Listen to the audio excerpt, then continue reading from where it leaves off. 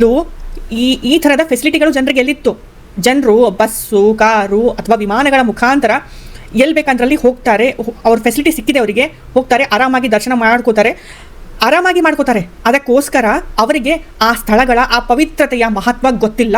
ಅಷ್ಟು ಪವಿತ್ರವಾಗಿ ಇಟ್ಟಿದ್ದಾರೆ ಆ ಸರೋವರವನ್ನು ಮತ್ತು ಕೈಲಾಸದ ಸುತ್ತಮುತ್ತಲಿನ ಪ್ರದೇಶವನ್ನು.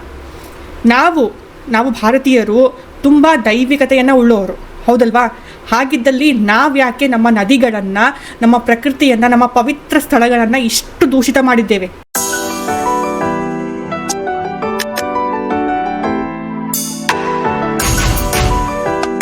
ವಿಡಿಯೋ ಕೂಡ ತುಂಬ ಮಹತ್ವವುಳ್ಳದಂತಹದ್ದು. ಅದಕ್ಕೋಸ್ಕರ ಈ ವಿಡಿಯೋ ನೀವು ಸ್ವಲ್ಪ ಸೀರಿಯಸ್ ಆಗಿ ಈ ವಿಡಿಯೋನ ನೋಡಿ. ನಾನು ಹೇಳ್ತಾ ಇರೋ ವಿಷಯ ಬಗ್ಗೆ ನೀವು ಸ್ವಲ್ಪ ವಿಚಾರ ಮಾಡಿ. ನಮಸ್ಕಾರ ಸ್ನೇಹಿತರೆ, ನಾನು ಪವಿತ್ರ. ಬಹಳ ದಿವಸದ ನಂತರ ಒಂದು ವಿಡಿಯೋ ಮಾಡ್ತಾ ಇದ್ದೀನಿ, ಕ್ಷಮೆ ಇರಲಿ ಸ್ನೇಹಿತರೆ. ನಾನು ಮಾತಾಡ್ತಾ ಇರೋ ಟಾಪಿಕ್ಕು ಪ್ರಕೃತಿಯ ಬಗ್ಗೆ. ಪ್ರಕೃತಿ ಮಾತೆ ಯಾಕೆ ಕುಪಿತರಾಗಿದ್ದಾರೆ? ಪ್ರಕೃತಿಯ ವಿಕೋಪಗಳು ಉಂಟಾಗ್ತಾ ಇವೆ, ಹೌದಲ್ಲ? ನೀವು ನೋಡ್ತಾ ಇದ್ದೀರಿ. ಇದಕ್ಕೆ ಕಾರಣ ಯಾರು? ನೀವು ಸ್ವಲ್ಪ ಅಂತರ್ಮುಖಿಯಾಗಿ ವಿಚಾರ ಮಾಡಿ, ಇದಕ್ಕೆ ಗೊತ್ತಾಗುತ್ತೆ. ಇದಕ್ಕೆ ಕಾರಣ ಮನುಷ್ಯನೇ.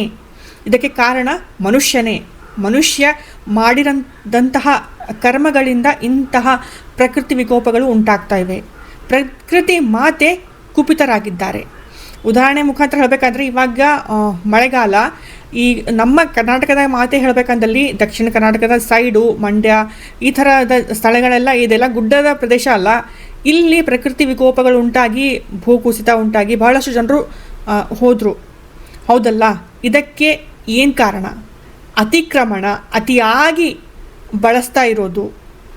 ಇವಾಗ ನದಿಗಳನ್ನು ನಾವು ಎಷ್ಟು ಹಾಳು ಮಾಡಿದ್ದೀವಿ.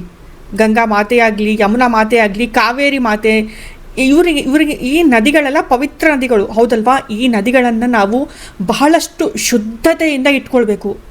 ಆದರೆ ನಾವು ಎಲ್ಲಿ ಮಾಡ್ತಾ ಇದ್ದೀವಿ ಇಂತಹ ಕೆಲಸಗಳನ್ನು? ಮೊದಲು ಈ ಥರ ಎಲ್ಲ ಆಗ್ತಾ ಇರಲಿಲ್ಲ. ಯಾಕೆ ಸ್ವಲ್ಪ ವಿಚಾರ ಮಾಡಿ. ಮೊದಲು ಯಾಕೆ ಆಗ್ತಾ ಇರಲಿಲ್ಲ? ಮೊದಲು ಈ ಥರದ ಫೆಸಿಲಿಟಿಗಳು ಜನರಿಗೆ ಎಲ್ಲಿತ್ತು? ಜನರು ಬಸ್ಸು, ಕಾರು ಅಥವಾ ವಿಮಾನಗಳ ಮುಖಾಂತರ ಎಲ್ಲಿ ಬೇಕಂದ್ರಲ್ಲಿ ಹೋಗ್ತಾರೆ. ಅವ್ರ ಫೆಸಿಲಿಟಿ ಸಿಕ್ಕಿದೆ, ಅವರಿಗೆ ಹೋಗ್ತಾರೆ, ಆರಾಮಾಗಿ ದರ್ಶನ ಮಾಡ್ಕೋತಾರೆ.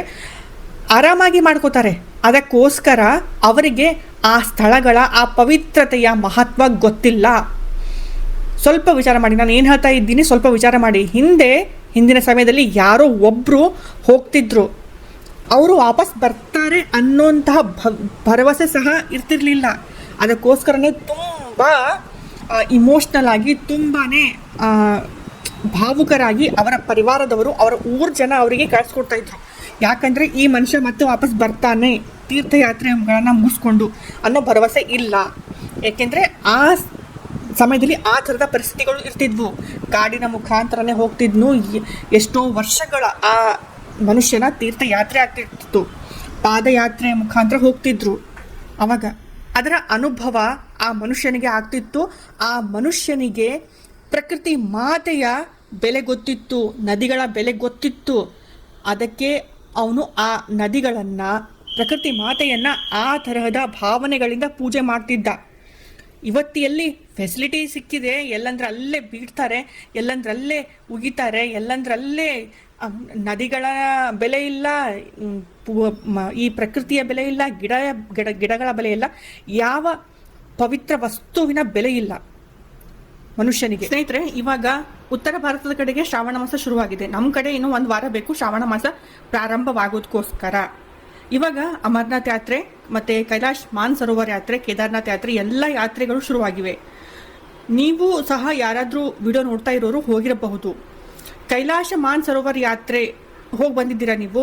ಮತ್ತು ಕೇದಾರ್ನಾಥ್ ಯಾತ್ರೆ, ಅಮರನಾಥ್ ಯಾತ್ರೆ ಮಾಡಿದ್ದೀರಾ ಅಂದಲ್ಲಿ ಸ್ನೇಹಿತರೆ, ಕೈಲಾಶ ಮಾನಸರೋವರ ಯಾತ್ರೆಗೆ ಯಾರು ಹೋಗ್ತಾರೆ ನೋಡ್ರಿ, ಇವಾಗ ಅವರಿಗೆ ಅಲ್ಲಿ ಸ್ನಾನ ಮಾಡುವಂತಹ ಅವಕಾಶ ಇಲ್ಲ.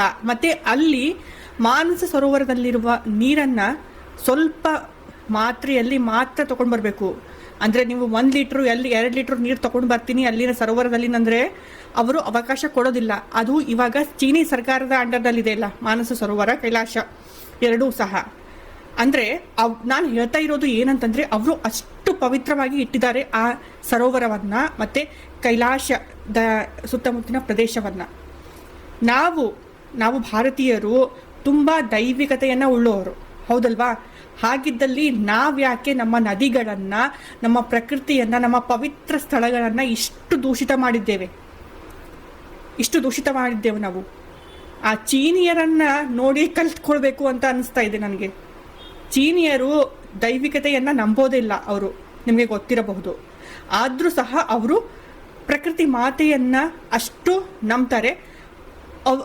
ಅವ್ರು ಎಲ್ಲೋ ಒಂದು ಕಡೆ ಅವರಿಗೆ ಸಹ ಗೊತ್ತು, ಆ ನದಿ, ಆ ಸರೋವರ, ಮಾನಸ ಸರೋವರ ಅಷ್ಟು ಪವಿತ್ರವಾದಂತಹದ್ದು.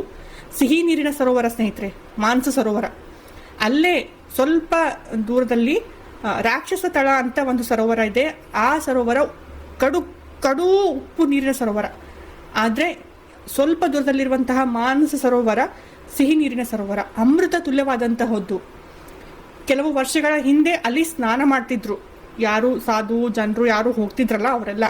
ಇವಾಗ ಅವಕಾಶ ಇಲ್ಲ.